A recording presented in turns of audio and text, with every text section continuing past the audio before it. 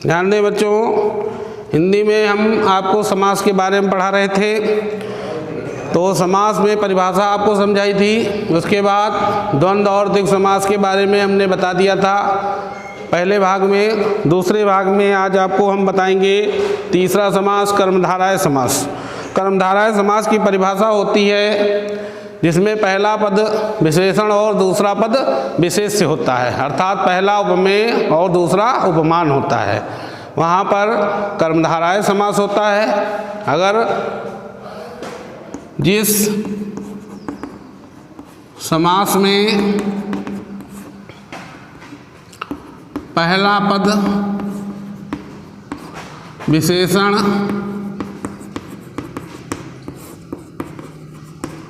तथा दूसरा पद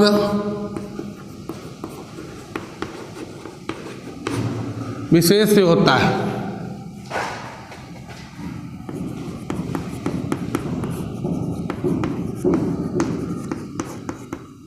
वहाँ कर्मधारय समास होता है।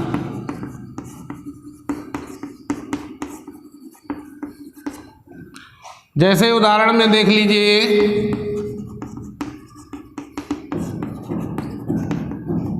महान पुरुष, महान पुरुष इसको कहेंगे महापुरुष। देखिए इस पुरुष की विशेषता है कि यह पुरुष महान है। तो पहला पद विशेषण, दूसरा विशेष्य है। फिर आगे देख लीजिए, अगला उदाहरण देख लें, सुंदर पुरुष, सुंदर पुरुषः, सुंदर पुरुष। यहाँ इस उदाहरण में पुरुष की विशेषता है कि पुरुष क्या है, सुंदर है। समझ गए? पीतम अंबरम, पीतम अंबरम।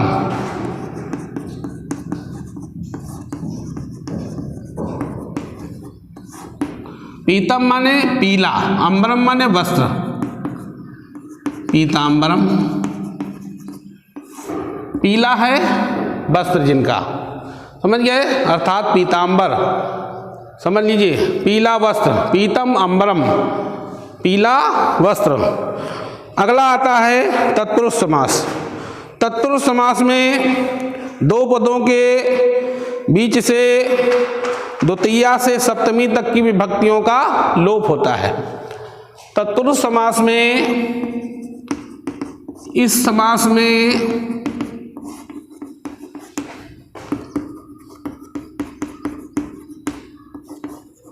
द्वितीया से सप्तमी तक की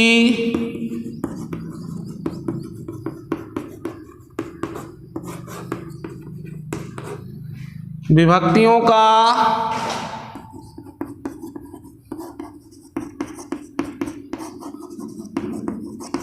लोप होता है। ध्यान दें, वहाँ पर तत्पुरुष समास होता है। जैसे कूपम, कूपे पतितः, कूप पतितः। अगला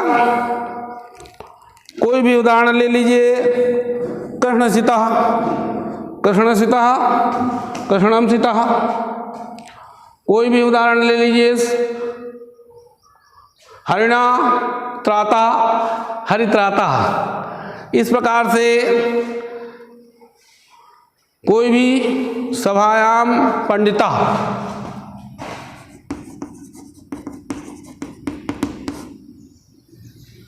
कोई भी उदाहरण आप लिख लेंगे। कूपे पतितः, कूप पतितः,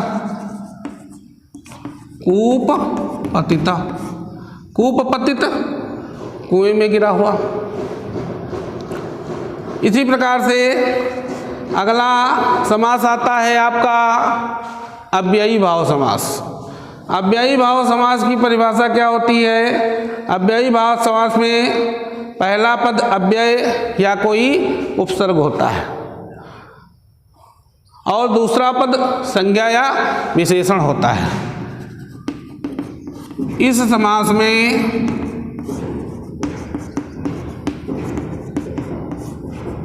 पहला पद अव्यय या उपसर्ग होता है।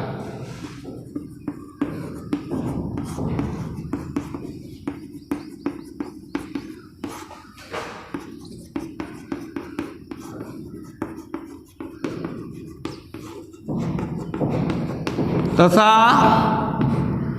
दूसरा पद संज्ञा या विशेषण होता है।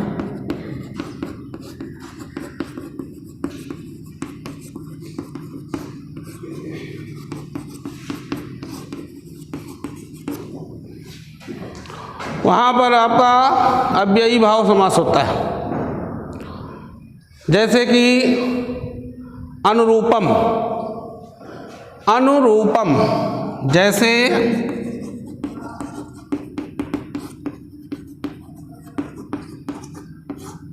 अनुरूप और प्रतिदिन। अनुरूप रूप के अनुरूप समझ लीजिए, प्रतिदिन प्रत्येक दिन। इस प्रकार से अगला भी उदाहरण आप ले लेंगे, कोई भी उदाहरण ले लीजिए। उपग्रहम। उपग्रहम उपग्रह। उपग्रह माने ग्रह के समीप। अगला उदाहरण, अगला आपका समास आएगा बहुब्रीहि समास। बहुब्रीहि समास की परिभाषा क्या होती है? ध्यान दें, जिस समास में समस्त पद किसी अन्य अर्थ का बोध कराते हैं। जिस समास में समस्त पद किसी अन्य अर्थ का बोध कराते हैं, वहाँ पर बहुब्रीहि समास होता है।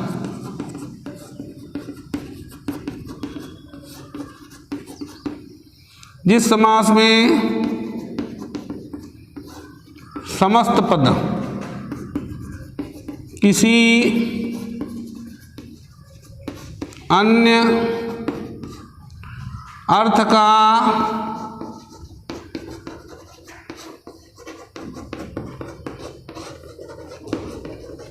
बोध कराते हैं, वहाँ पर बहुब्रीहि समास होता है।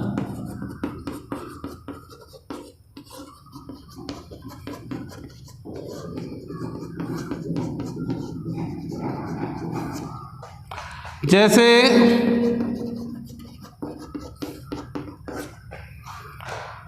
जैसे उदाहरण के लिए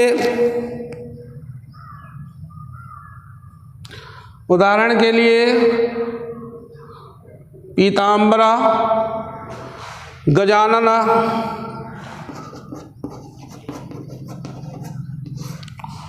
गजानन, पीताम्बर। गजानन माने हाथी के समान आनन है जिनका, अर्थात गणेश।